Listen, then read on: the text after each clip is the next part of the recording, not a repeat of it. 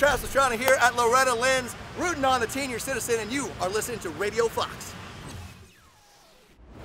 But anyways, there were a lot of kids out there that I saw who are promising young riders, and I don't know if any of them have agents or not. But I did finally see my agent, found him. He was down, and I don't know if he was harassing kids or trying to get them to sign contracts or what, but yeah, lots of money on the line here at Loretta's, and I mean, we'll see. I think Dougie was down there trying to seal the deal with some of these kids. So, do we have footage, live footage of it? Is it?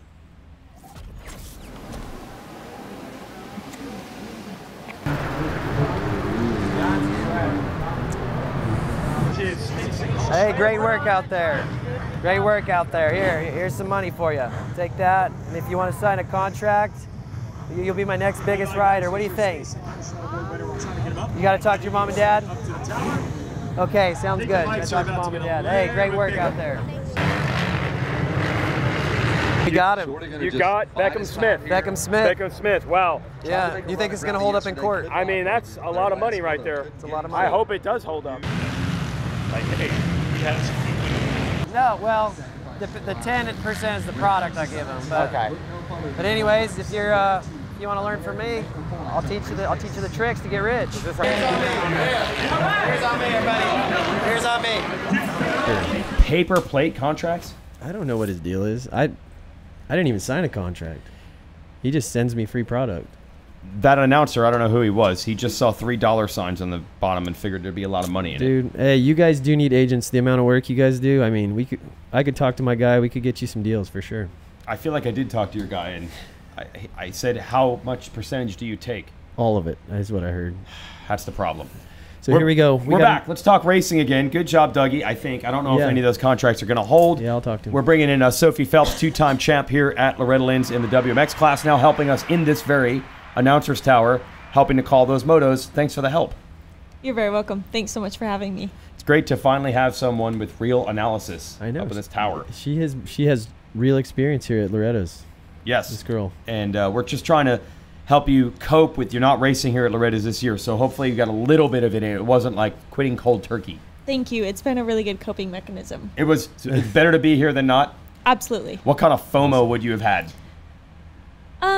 Probably call in sick to work every day FOMO, lay in my bed watching on my laptop Loretta's and eating Ben & Jerry's FOMO. It would be pretty intense FOMO, I think. Breakup FOMO, basically. Breaking up with Loretta's. Breaking up with Loretta's level FOMO. Basically. It would either be that or like decide that I know how to run a dozer and like try and build a Loretta's replica and then try like ride it and then, you know, compare lap times or something. You know, it would have, yeah, it could have been really bad. So I thank you so much for saving me from either of those terrible, you know, that doom that I could have been in. Wow, I'm glad I asked. Yeah. Glad we could help. We're going to show some highlights of WMX, which even without you out there this year, field is still deep, still competitive. It is still. It's so deep. There are many past champions of different women and girls classes in there.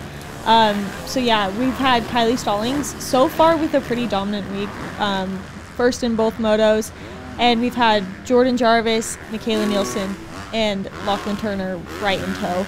The cool thing going into this third moto is that those three are all tied for second. So although Kylie is set up pretty well, the other three are going to be pretty exciting to watch. And she's just been, I mean, you can see in this footage, she's so smooth and just been riding incredible all week. And these two look quite similar because they're both on Yamahas and wearing gray gear. I don't know if they planned that, but yeah, Jordan that's a fashion faux pas. Yeah. Fashion faux pas. Yep, basically. Like, in fact, Kylie and I actually discussed that because we're both wearing Fox on Cowies. We don't like discuss it beforehand, but we both think about what the other person might wear and then guess, like, try to wear something different. Okay, that is the goal, to not look the same. Yeah, we could, you know, text each other, but we choose not to. So.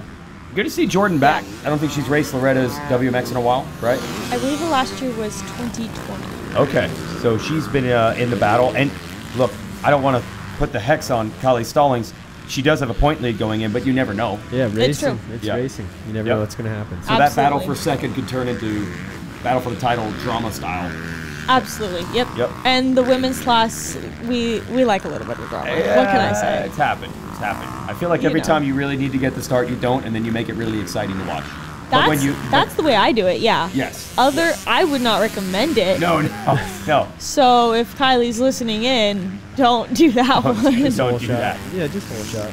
And she's so good at that. She pulls whole shots just left and right, and you can basically bank on her being in the top 5. I got a question for you. Yeah. How do you think she would stack up in the lights class? As in like 250 lights. Yeah, because Jarvis, I know Jarvis has qualified for some. Mm-hmm. So I wonder how she would do out there. Okay, if you want my like honest assessment, yeah, I think it would probably be kind of a similar deal to what Jordan had going on. I think that when Jordan was training full time for that, and she was oftentimes kind of right on the cusp, so she made it in a couple of times, but to be quite honest, most of her tries she didn't make it in, which is she still did amazing. So taking absolutely nothing away from her. Yeah, but, absolutely. And I think she's been training for GNCC a lot lately, so I think maybe her track speed might be down a little bit, and so that's why I say that I think Kylie would probably end up about where Jordan was. Do you kind of get what I'm saying? Totally, 100%. You girls would smoke me any day on the track.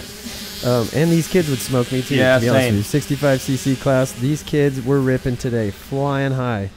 Joey Vicardi was out front for Joseph, or Joey as we call him. Vicardi was out front. Then Jaden Smart. Man. Jaden Smart, hear that name a lot these days, NorCal guy. And yeah, he's on top quite a bit. Yeah. One class I think he had a bad moto, so he'd end up winning a moto, not the title. He's got a shot at another title, I believe, tomorrow. There's Joey Vicardi and Carter Gray. And the jumping that they were doing on these 65s, Jimmy, was impressive. It's crazy. I just can't comprehend it, to be honest with you. They look like grown men out there, maybe small, tiny little grown men ripping. But the jumping is of the same caliber. Yeah, I don't know how it can get any gnarlier. The Stasic era, we're witnessing it right now unfold, before our eyes, and I don't know where it's going to go from here, to be honest, when bikes are like hover bikes or what. I don't understand what we're going to see next. But I truly do believe that. I mean, every one of these kids was probably on a Strider at age 1, yep, a Stasic maybe at age 2 or 3. That's a big head start compared to the old days, where P-Dub at age 3 was maybe first, and that was probably a little wobbly because you didn't have your balance 2 years before that. Yeah, I think the biggest advantage is going to be if mom, while she's pregnant, is out there riding. Is that we're going to be down where here? It's going to be. Yeah, we're going to go previous to. No way you can get better. Yeah, there's no way you can get any better, I don't think. They're smart, and what we noticed with Smart, man, like he's standing up in and out of the turns. That was impressive. The balance in these ruts, which are, think of how bad these ruts are, and then think how big they are on a 65 with those size wheels. Absolutely. They have tiny wheels and tiny legs, and their foot pegs are low to the ground. Gosh. Yep. You know, like you see them go through some of them, and like when it gets really gnarly and they just kind of have to pick up both feet, like not just the inside foot, but it's actually the outside foot too, because like we might get pulled off with either. Wow. Jaden Smart up there, holding up that gold medal. Look at him. He's a happy kid. Yep. Jaden Smart. His family got a Ram Trucks commercial that they're a big part of. Cool little spotlight for motocross. Yeah, anyone that's seen that out there, that's that kid right there. That is him on the TV. That's so rad. Yeah. Sophie, good job. Thanks for joining us at Radio Fox. And even though you're not racing Loretta's, you are still racing. So we'll see you at Ironman. Yes, sir. Awesome. See you Going there. for good WMX luck out there. title. That's the hope. Oh, you know that's always the goal. Okay. That's right. And you girls all have earned my respect. You girls all are insanely fast. Good luck the rest of the season. So. Thank you very much. I appreciate it. Cool. Sophie Phelps, she'll be back with us in the tower also a bit tomorrow as well. Awesome. Ty Masterpool. We're going to send it down to Ty Masterpool for his favorite moment at Loretta Lynn's. My favorite moment at the Loretta Lynn's got to be probably going 1-1 on the stock TM. That was pretty cool. In the Super Mini class, it was kind of on a different bike compared to everyone, but or going or winning on the 125 or dude, there's so many cool memories there. I mean, I think the biggest thing, it's just cool to see all the families coming together and just like getting to float the river with all your friends. It's like everyone you grew up hanging around with, everyone's all in one spot there on the weekend for like 7 days, and there's no phone service, so everyone's just out there living, and yeah, it's really cool. And actually, now that I'm thinking of it, I think my favorite moment is probably on the 65. my older brother Jesse, who passed away. We actually have like this identical picture of us doing the whole shot. It's like the picture is identical, and then we almost got identical results in every single moto, but like just a couple. And then I won the mod class on my stock 65, and they got second in the stock class on the same bike. We would just put a PC pipe on it, and that was my mod bike, and that's what we did with Jesse's too. But I mean, there's so many cool memories, but I think the coolest thing, just seeing everyone come together for the race. And yeah, Loretta's is awesome. It's a big part of like my childhood and all that, so yeah.